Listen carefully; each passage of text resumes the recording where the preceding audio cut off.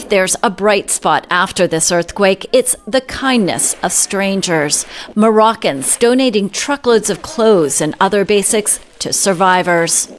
Fatma El Makra and her family are among those survivors. Like many others, they lost everything.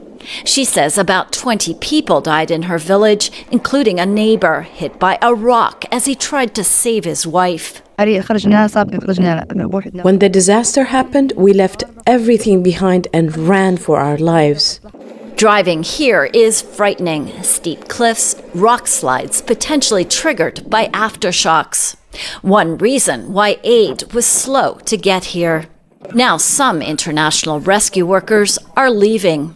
We have tried to work with the dogs to search for living persons, and so far we haven't found anyone. Many still alive are now homeless, like the family of Naima Azmil, who are having tea this morning. We have food, clothes, and shelter, but living day by day, we don't know about the future. That's a feeling here shared by many. Lisa Bryant for VOA News, Imin Sili, Morocco.